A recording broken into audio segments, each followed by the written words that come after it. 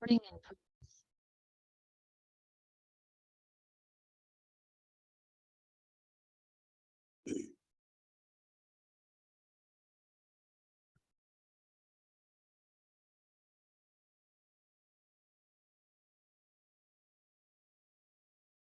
Om Asato ma sadgamaya tamaso ma jyotirgamaya mrityorma amritam gamaya. Om Shanti Shanti Shanti. Om, lead me from the unreal to the real. Lead me from darkness to light. Lead me from death to immortality.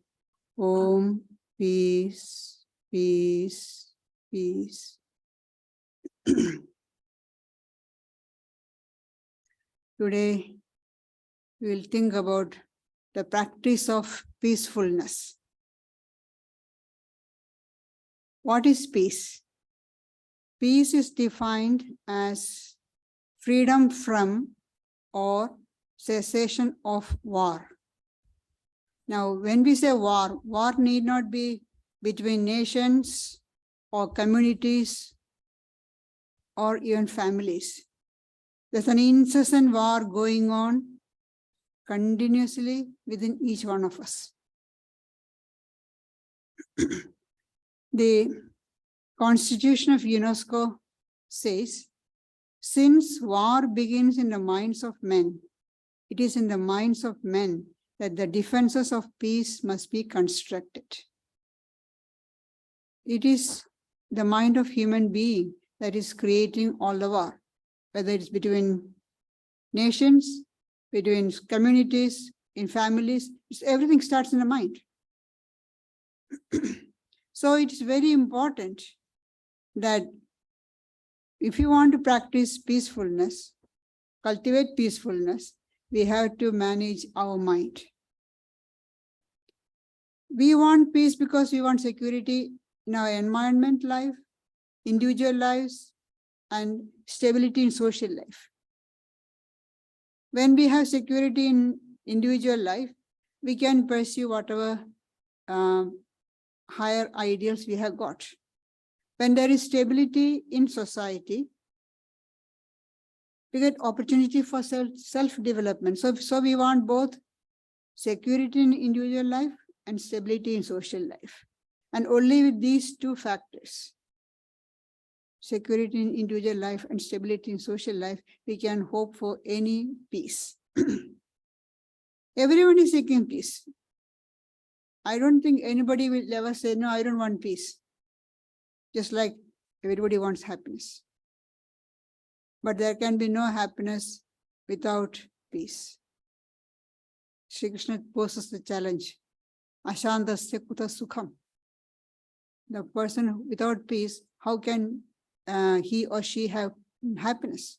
So if we want happiness, we have to have peace. So peace is very important. We are all seeking peace. Whatever be our, irrespective of color, race, class, religion, political affiliation, whatever it is, we are all seeking peace. We all seek mental peace. And what's the common complaint? I don't have any peace. I don't have any pain. My mind is so disturbed. I don't have any peace of mind. We all want peace of mind. But if you observe ourselves, we notice that little things irritate us. Driving along the road, the traffic light is taking a long time to change. Red light is taking a long time to change. And I am running late. Get irritated, so upset. The car in front is not moving fast enough. Get upset. It's a long queue. Or it is raining. It's so windy. It's so hot. Sun so hot. Everything irritates us. Or what about the other human beings? So and so, such and such a person didn't behave nicely with me. When I said good morning, didn't respond. Simple things. it makes us upset, make us angry, irritated. But so we see that all this depends upon our peace of mind is depending upon the external condition. And we hope that these external conditions will change as we want. We want the lights to change. As soon as we reach the traffic light, we want the light to turn into green. We want the car in front of us to move fast. We want the thing changes as we wish to have it. Then we think we'll be happy then.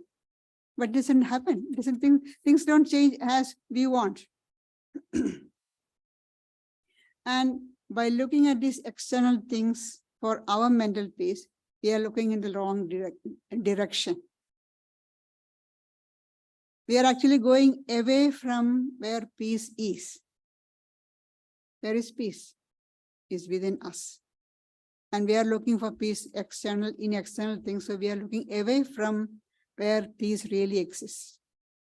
So Master Eckhart says, people look in vain places for peace. They seek it in the world outside, in places, people, ways, activities. But there is no peace found this way. They are looking in the wrong direction. And the longer they look, the less they find what they're looking for. The longer we are looking outside, in external things for peace, the less we find peace, because peace is within us. Again, we have to remember, the world is like the curly tail of a dog. It can never change, whatever you do. We may do everything. We may work for world peace. Nothing will change. Things will go as it is. But then why should we do? We change. We change, we gain peace. That's all. Some people try to go away from facing the problem or trying to change the situation, that they will change the place, they will have peace. Or this job is giving me a lot of disturbance. I change the job. I go to another job. And after some time, you find the same restlessness is there. Because you are taking your own mind. The mind hasn't changed. So because you didn't have peace in this place, for a short time, it may give you a little bit of comfort, peace, but on the long term, there is no change because you are taking the same mind.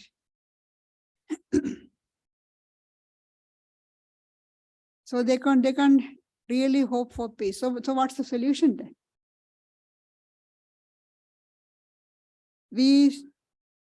A little reflection will show us that all these external disturbing facts or external things disturb us when our mind is actually disturbed. If the mind is really calm, serene, happy, nothing will disturb us. My mind is calm. I'm in a happy state of mind. And I had to wait for 5 minutes at the traffic light. I don't mind. Because my mind is calm.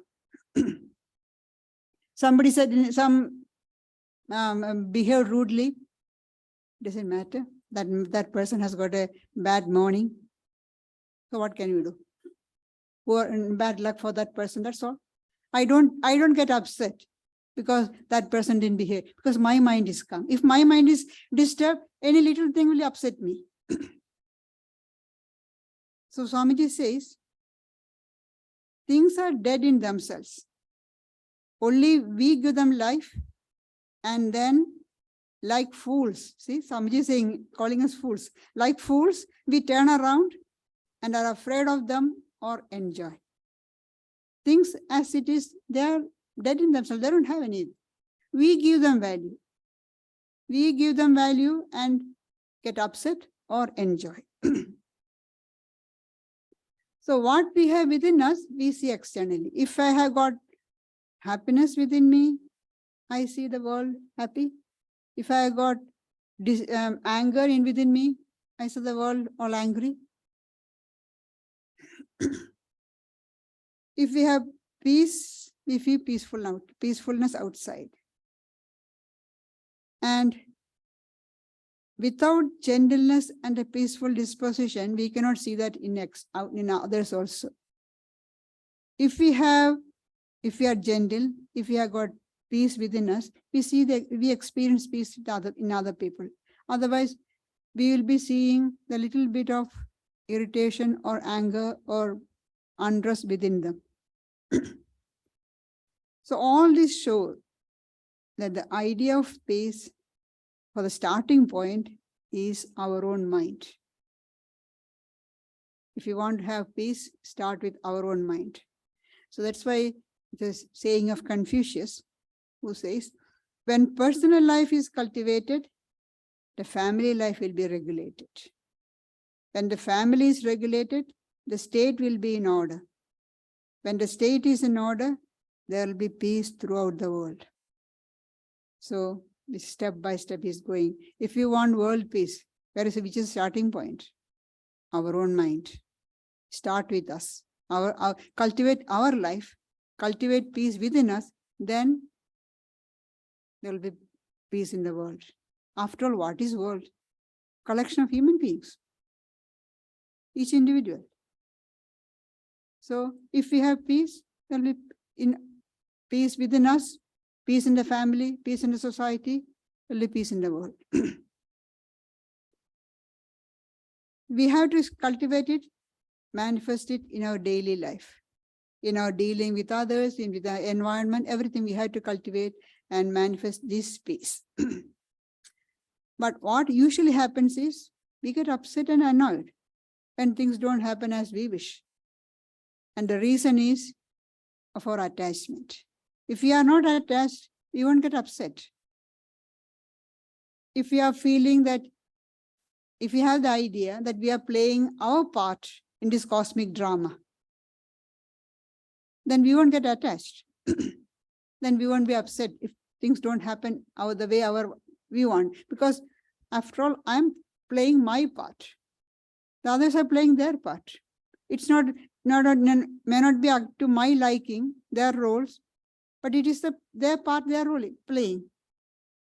All I have to do is play my part properly, that's all. Then we won't get upset.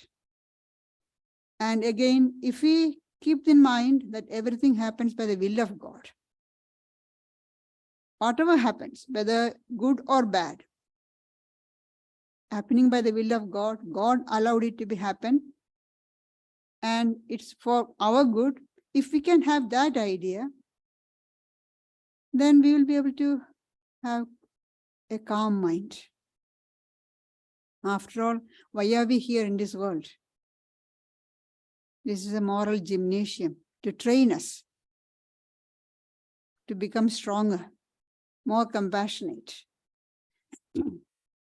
When we are unselfish,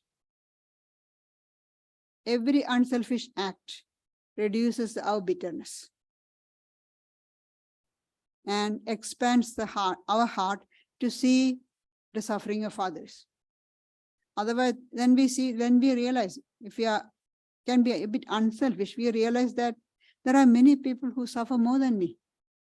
Compared to their suffering, ours is nothing. We complain about so many things.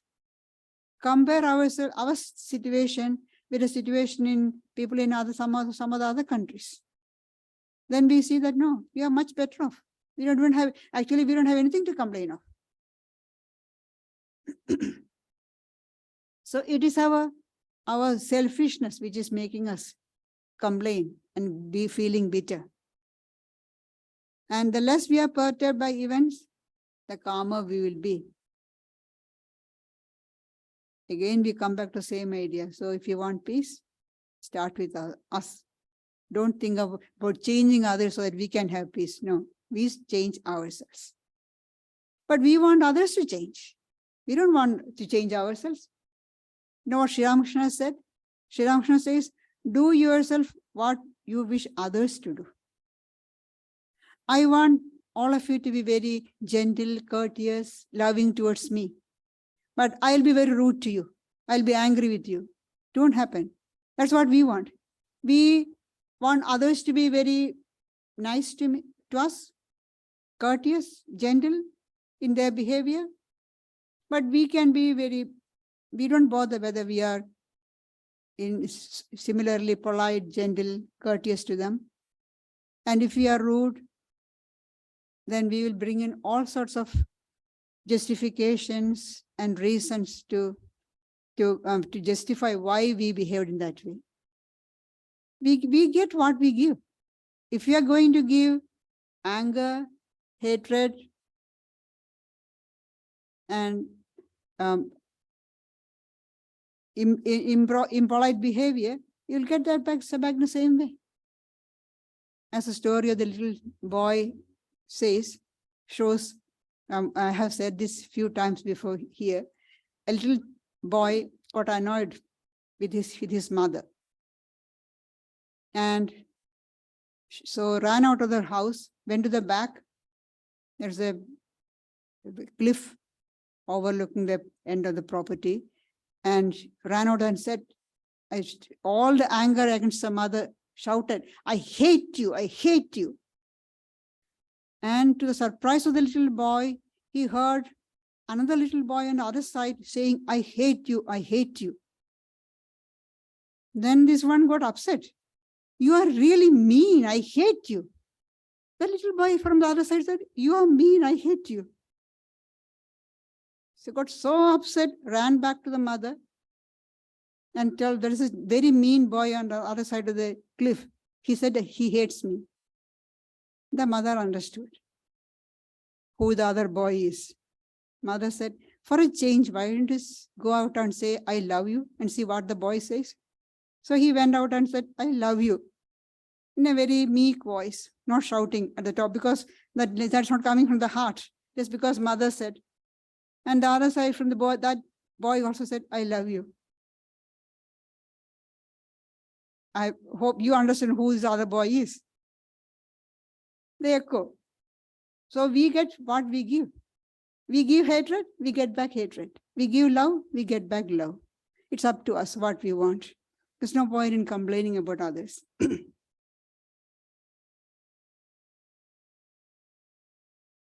And if we see the faults in others, we are complaining about the faults of others. They are not courteous, they are not polite. We are not doing any good to ourselves. So Holy Mother says, if we want peace of mind, don't find fault with others. Look at your own faults. Look at your own faults, try to correct them. And what we usually do is, we just gloss over our faults and see only the others' faults. And that also, a tiny speck, we enlarge it into a huge mountain. As Jesus said, in ignoring the log in your eyes, looking at the speck in your brother's eyes. We see the speck in others' eyes and ignoring the log which is in our eyes. The huge fault we have got, we gloss over it, justify it, and stick on the others' little faults. How can we have peace? We are disturbing our own mind.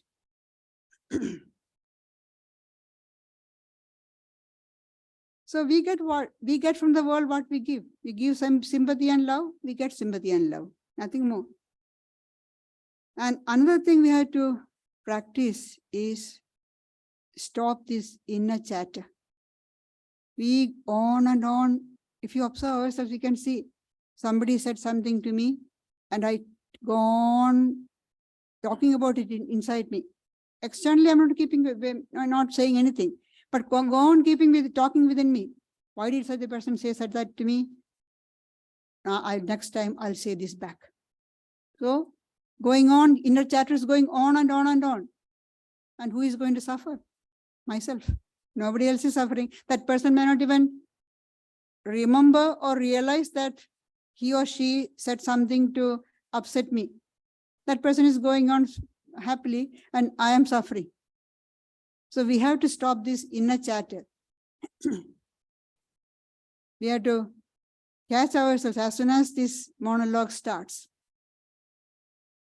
Tell ourselves, what is waste of energy? That person Not may not remember, has forgotten. And I'm going on holding on to that. I'm still standing in that same spot. Leave it, go forward. And expectations are another cause of disturbance. We expect everything from others. The moment we expect, that is sure, there will be, you will be disappointed. We give something, we expect a thanks. We give everything, we do everything with expectation. Can't we do something without expectation? If you do something without expectation, if you give something without expectation, then we will be happy. So another cause of disturbance of our mind is the reason this we expect from others. In the Bhagavad Gita, Sri Krishna says, the disciplined yogi, one who has controlled his passions and desires, even when moving among objects, but with the senses under control and free from attraction and aversion, gains in tranquility and peace. So if you want to attain tranquility and peace, these are some of the conditions that Sri Krishna is asking us to fulfill. The first one is control his passions and desires. Then, not going away into some forest, no. Mountain cave, away from the world, no. Moving among objects, sense objects, but with senses under control. And also free from attraction and aversion. Such a person gains tranquility and peace. So let us look at this one by one.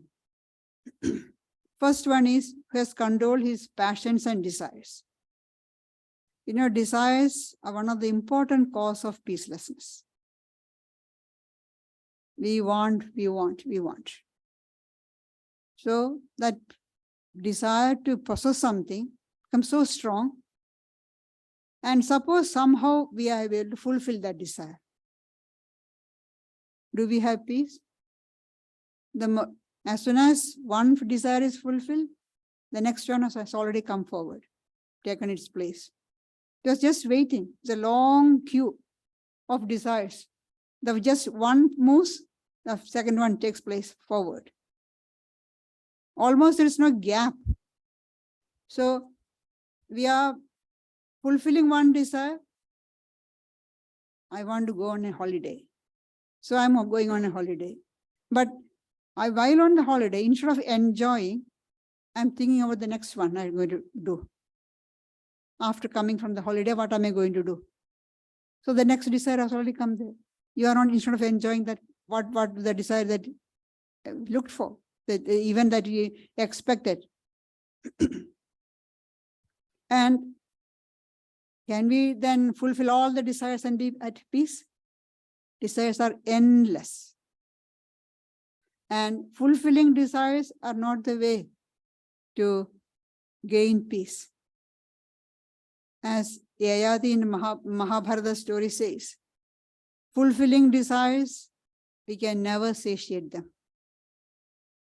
Fulfilling desires, they only blaze forth. Just like clarified butter pour into fire, the fire blazes forth. You cannot put out the fire by pouring clarified butter. Fulfilling, trying to get peace by fulfilling desires is like that. So what are we to do then? We have got a lot of desires. Some simple desires, simple harmless desires, some very strong, could be harmful. What are we to do then? Sri Ramakrishna says, simple desires, fulfill them.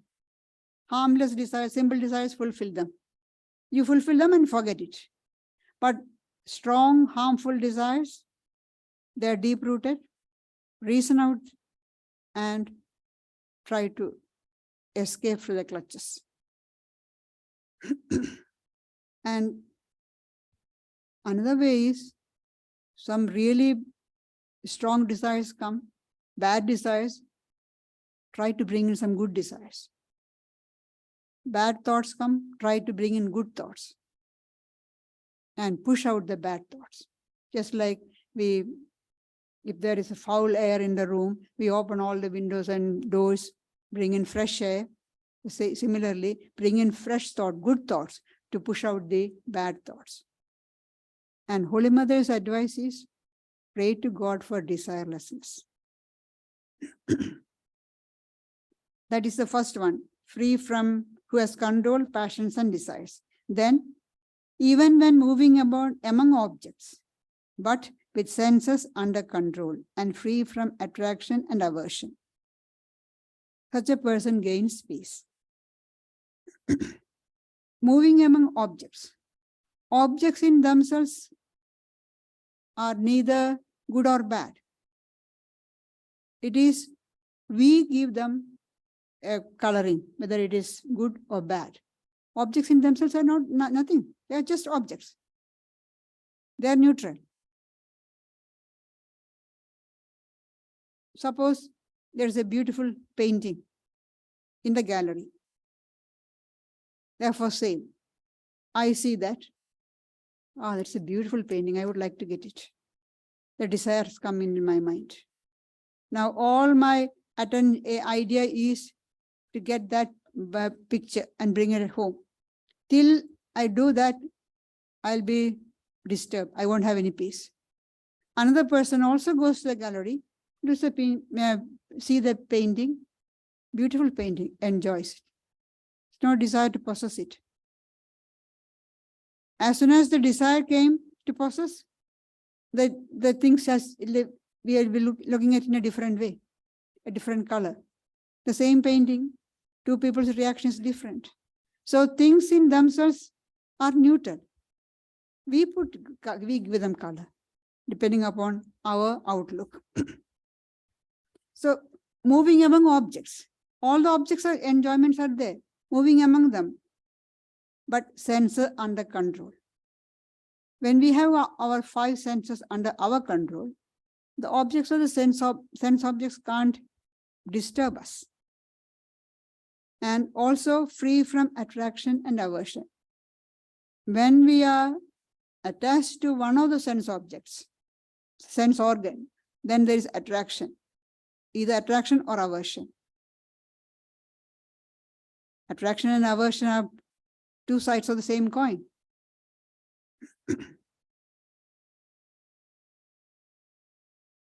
And when these sense organs have got a free reign, they control us. We become their slave. The eyes say, see that beautiful picture. The person is not without any attraction. Oh, it's a beautiful picture. I enjoy it and go away. And so we should not allow these sense organs to control us, to be the masters. Let us be the masters. Don't become slave to the sense organs. Again, Sri Krishna describes very graphically in the second chapter what happens if we become slave to any one of the sense organs. He says, in one who dwells longingly on sense objects, an inclination towards them is generated.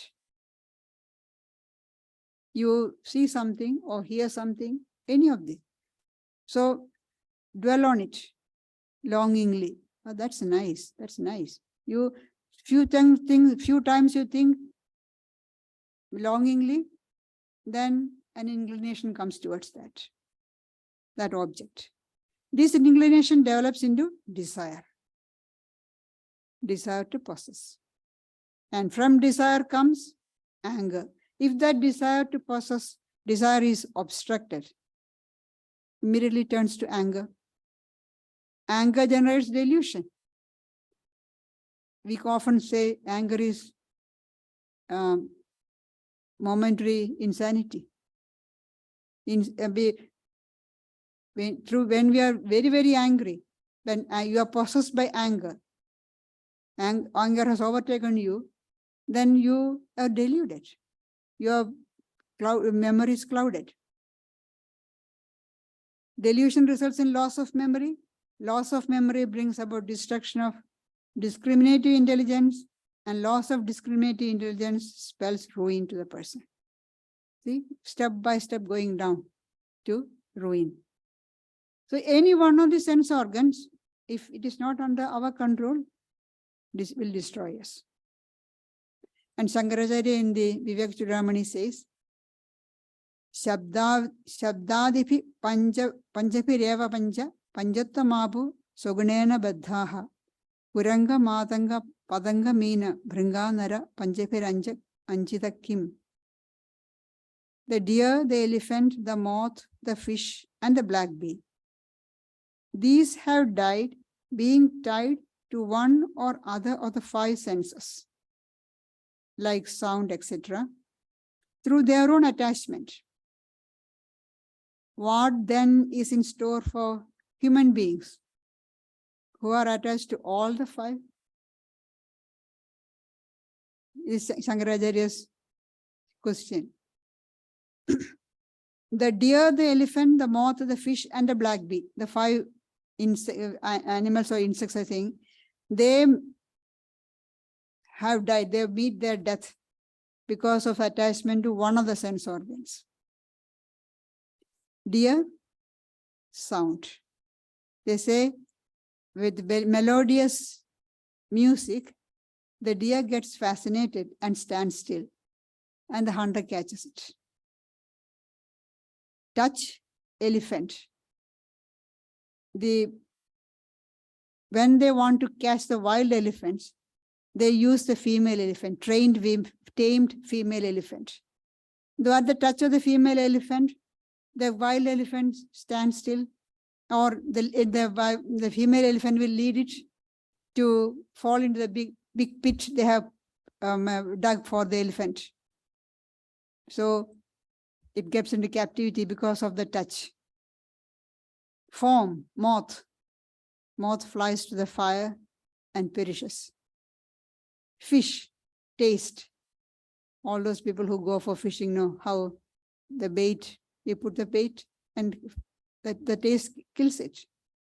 And the black bee, smell. Gets into flower, getting the fragrance, and sucking the honey there, sit there, and night the flower closes and the bee dies there.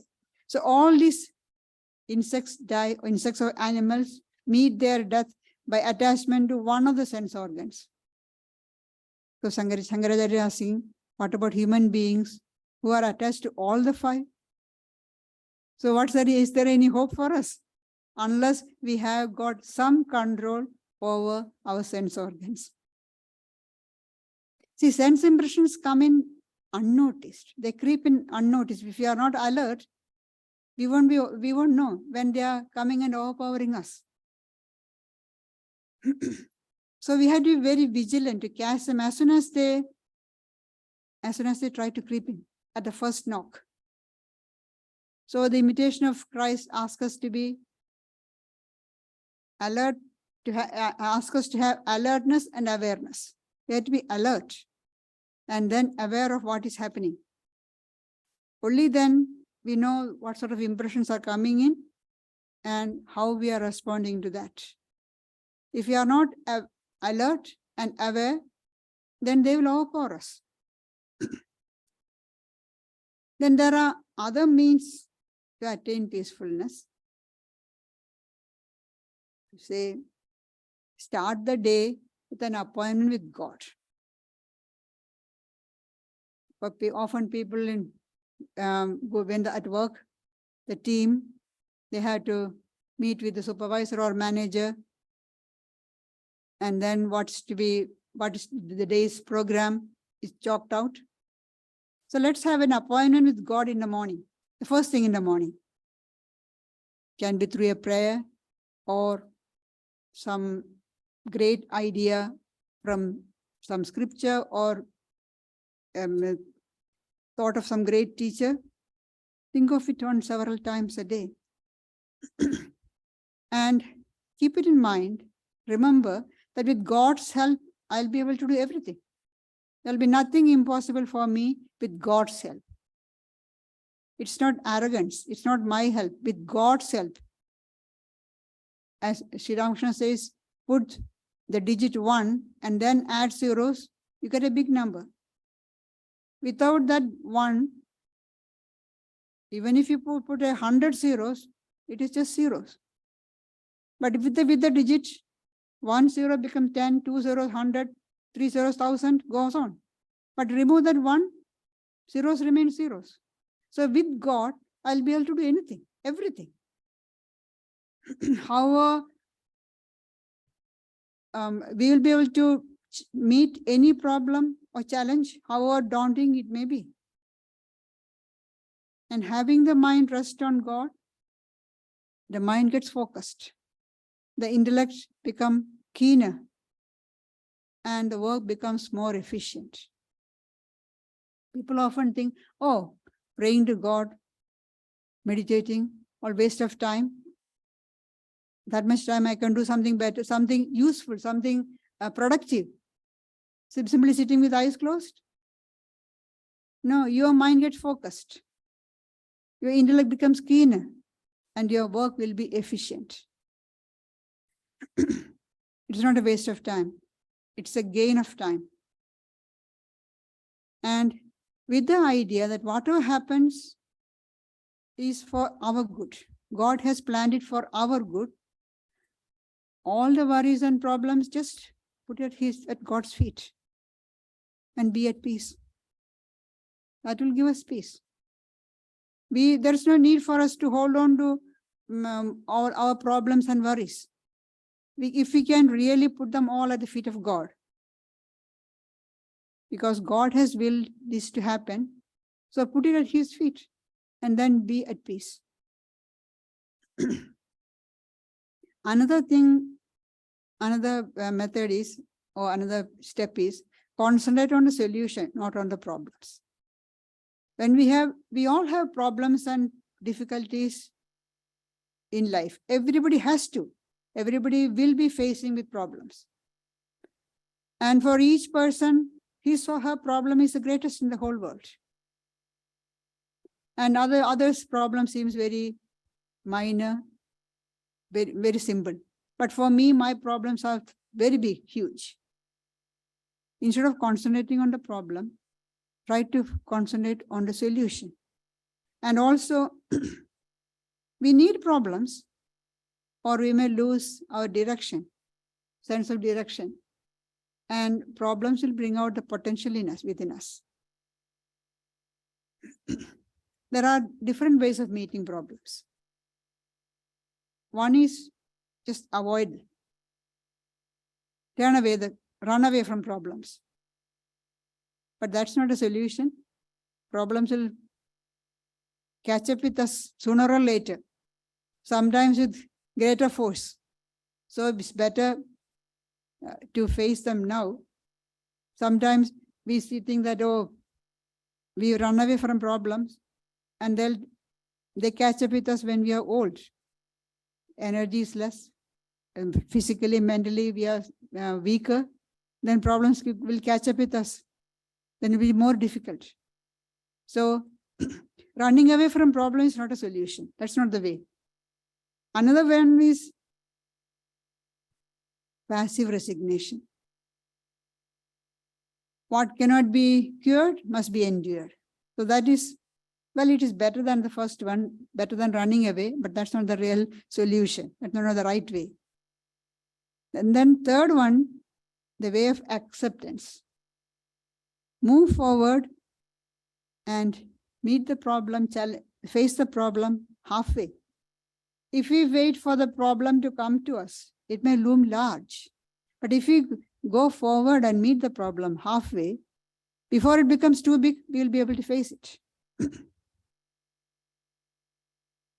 Also, we have to remember that the way we look at problems or difficulties change with time and place.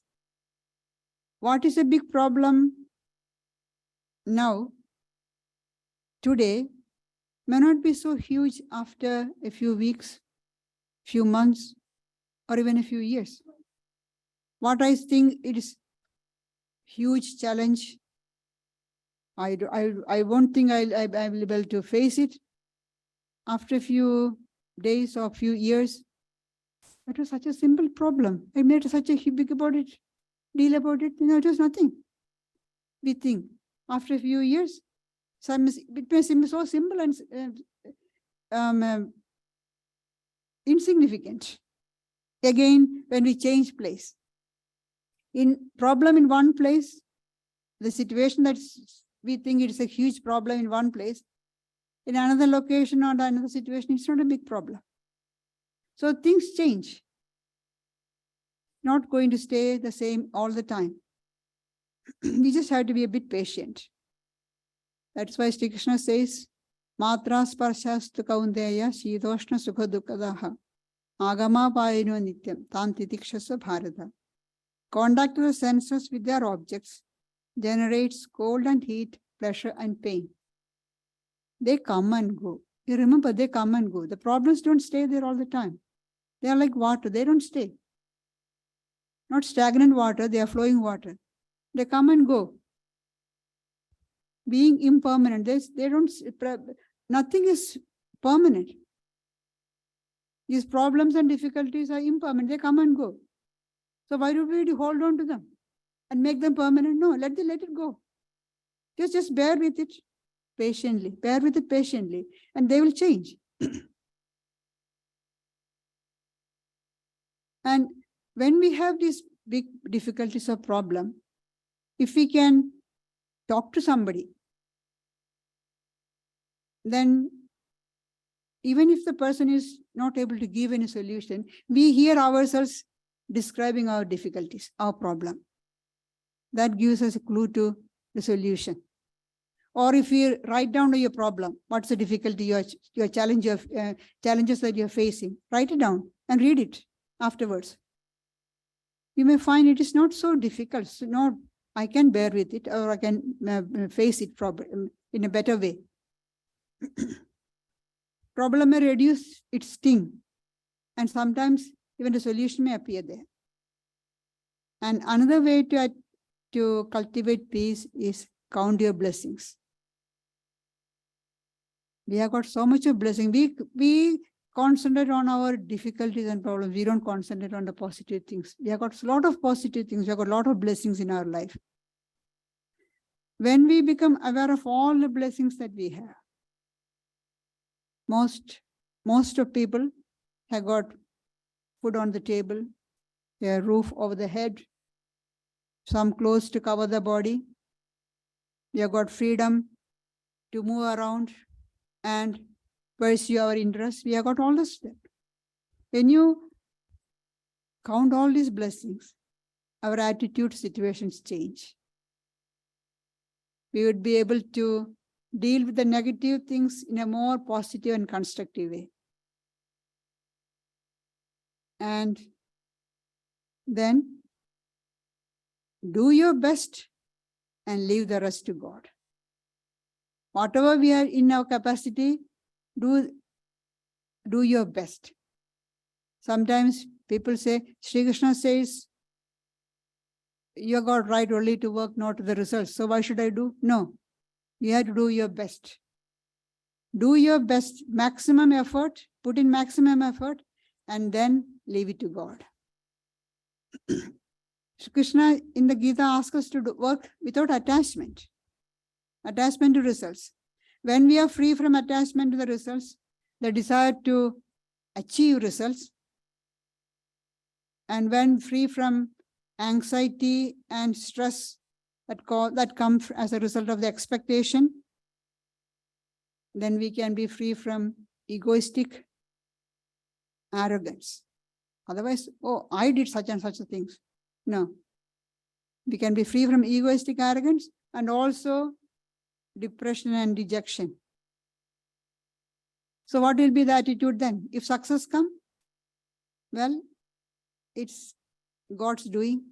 If it is a failure, that's how God has planned it. So we'll be able to take both success and failure in a comparatively equal manner without swinging to the two extremes. It's very hard to cultivate the idea that everything happens by God's will.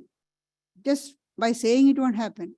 We had to, in every little act, we had to try to cultivate that. In the beginning, it may be just lip service. We are not feeling from the heart, but constant practice will bring us to the state to accept everything as happening by the will of God. And that will help us in cultivating peace. Finally, pray to God for strength to face problems. As I said earlier, with God's help, we will be able to do anything. We'll be able to face any problem. So pray to God to give us strength. Problems will be there. By prayer, problems are not going to go away. Problems will be there, difficulties will be there, challenges will be there, but we will be able to, we will have the strength to face them. And what do you mean by prayer? Sitting quietly and in a corner and uttering some prayers, formal prayers? No. It's just awareness. God is a constant companion. I'm going to work, take God with you to work. Wherever you are, take God with you. Because God is, where is God anyway? God is within us. So we cannot leave God at home and go away. No, you can't. It's impossible. God is always with us. Just be aware that God is with you all the time. And another thing we have to remember, we will have peace and happiness and let the others go to dogs. No, that won't happen.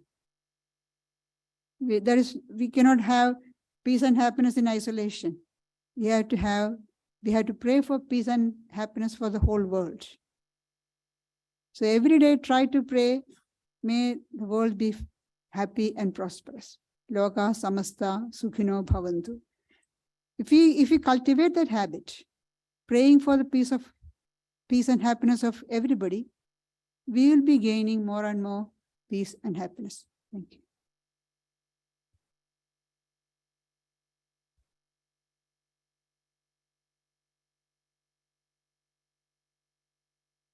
This coming Friday, we'll have the fortnightly Bhagavad Gita discussion led by Gayatriprana. Next Sunday, we have the monthly talk on the Gospel of Sri Ramakrishna that will be given by Gayatriprana. The following Sunday, the 9th of July, we'll have our special celebration, Guru Purnima. And I'm arranging for one of our longtime members. I don't think many of you know him. He lives up on the North Coast. His name is Russell Atkinson. He's a very good writer, and he's been interested in yoga and meditation since 1950s. And he's got some interesting stories to tell. And he's done a lot of research into the history of yoga in Australia. So provided I can get him up to speed on using Zoom, he's in his early 90s, so I'm hoping I can get everything to work with him. But it would be quite an interesting discussion if I can get it all to work properly. So we'll look forward to that. Now we'll conclude with a guided meditation that I'm going to conduct. Just give me a moment, I've got to do a little bit of setting up for that.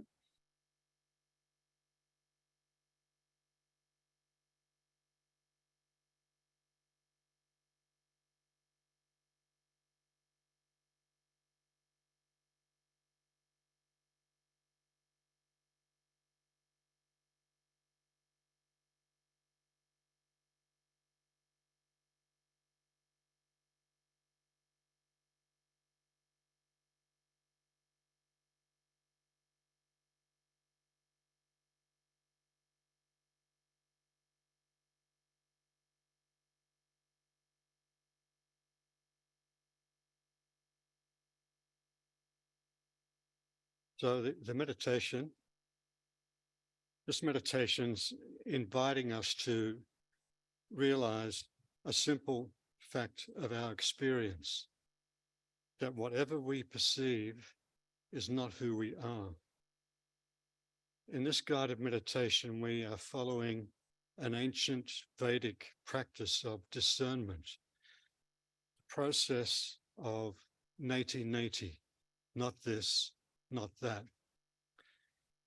We're going on a journey taking us beyond all that we identify with, beyond all that we think we are, beyond all that is impermanent. So I invite you to sit comfortably in your chair, allow your back to be straight but not stiff. Please close your eyes and roll your shoulders gently back, releasing any tension. Take long, slow, deep breaths, breathing in fully through your nose and exhaling through your nose or mouth. Imagine you are breathing in peace and compassion. And imagine you are breathing out any tension or worries. Breathe in peace and compassion. Breathe out tension and worries.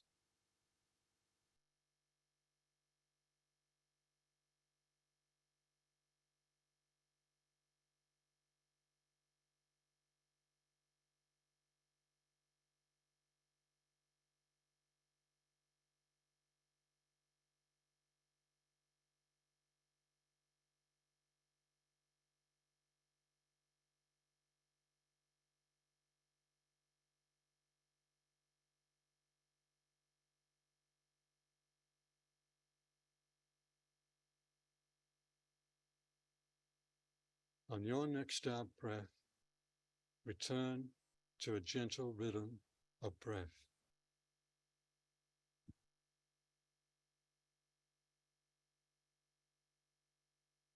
I invite you now to observe any sounds you hear.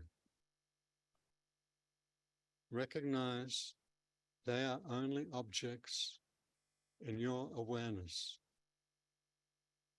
Tell yourself, I am aware of these sounds, so they are not me and not mine. I am the observing consciousness.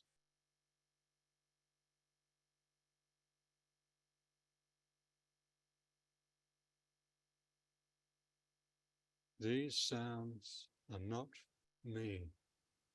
I am the observing consciousness.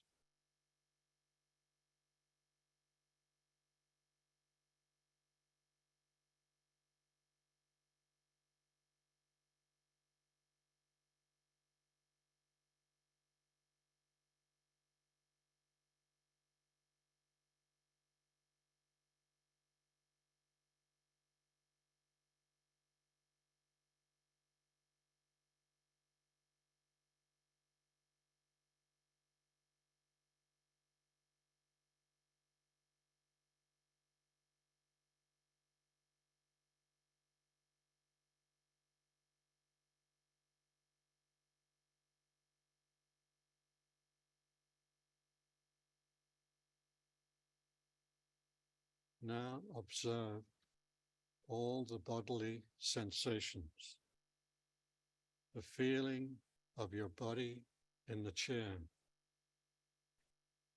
Feel the sensation of the clothes touching your skin. Recognize they are only objects in your awareness.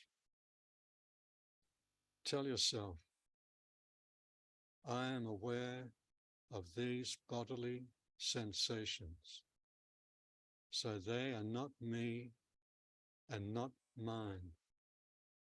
I am the observing consciousness.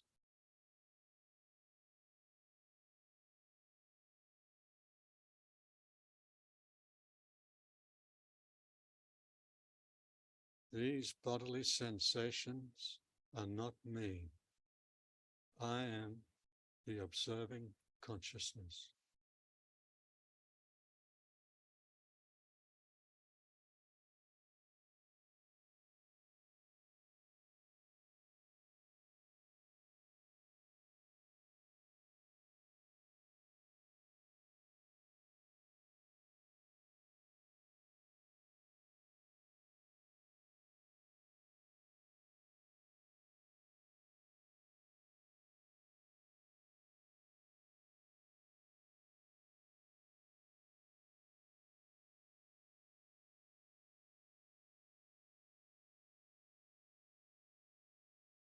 Become aware now of your whole body. View your body from the left. View your body from the right. View your body from the back and from the front.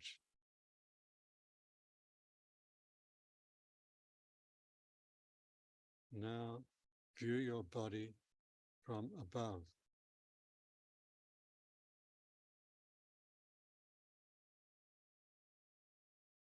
Recognize it as only an object in your awareness. Tell yourself, I am aware of this body. It is not me and not mine.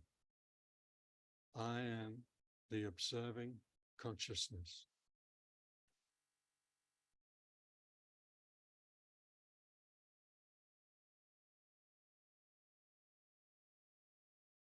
This body is not me. I am the observing consciousness.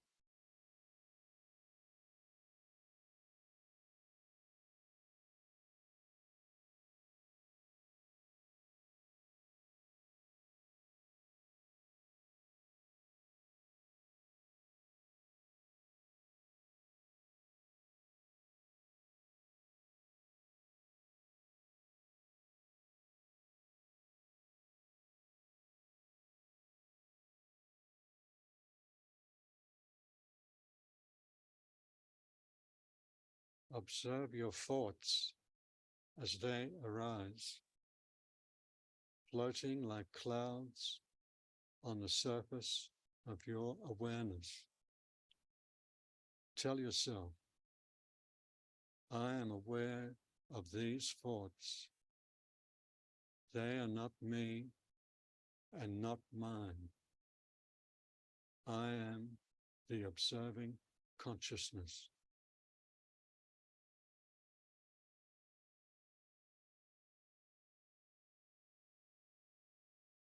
These thoughts are not me.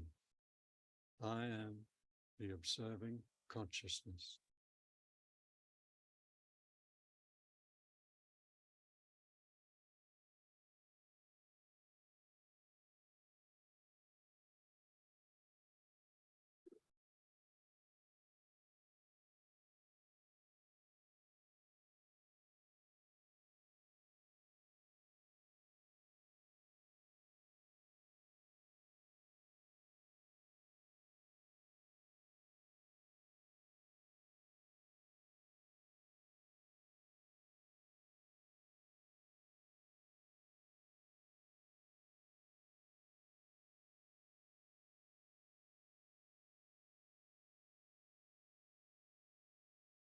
Contemplate on your feelings, memories, desires, and personality.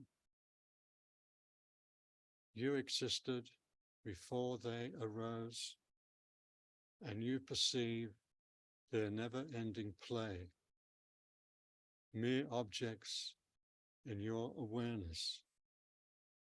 They are not the real you. Feelings, memories, desires, personality, they are not the real me.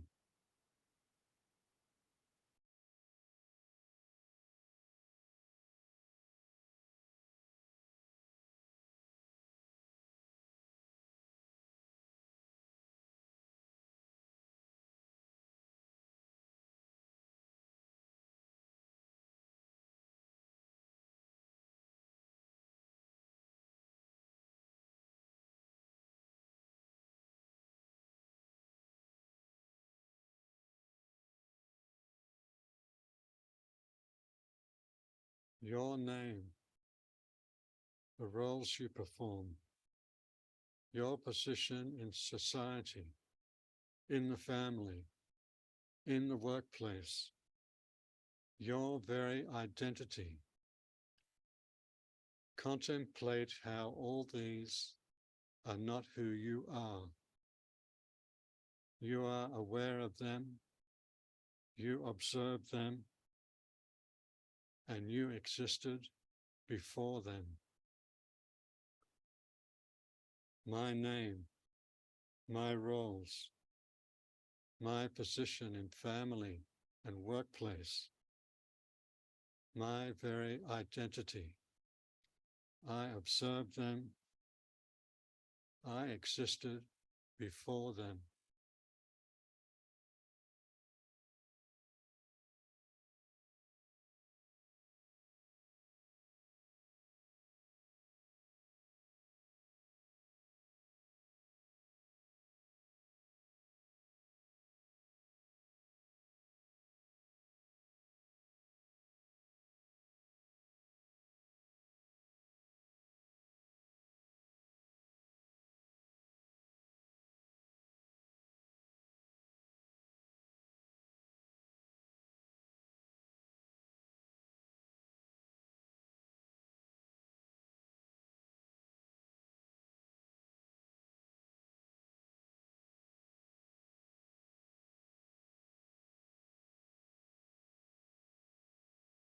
Step by step, you are going beyond all that is not the real you.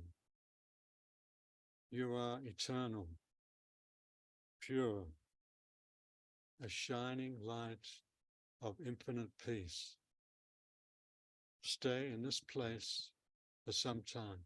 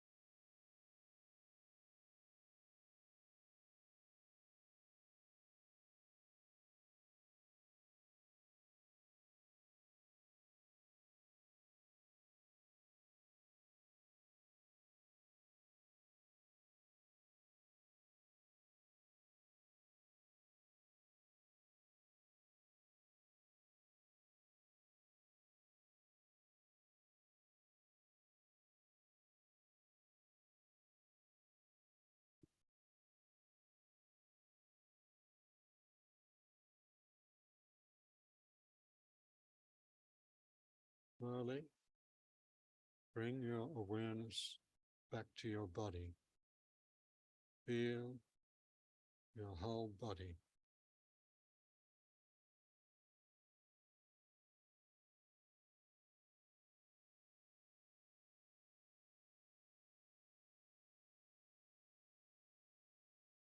Now move your fingers and take a deep breath and exhale slowly.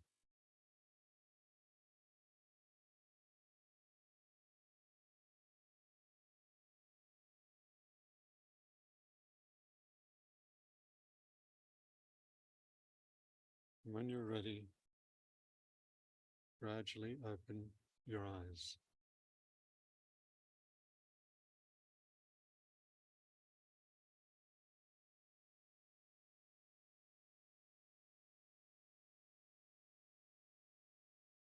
Thank you for joining this meditation today.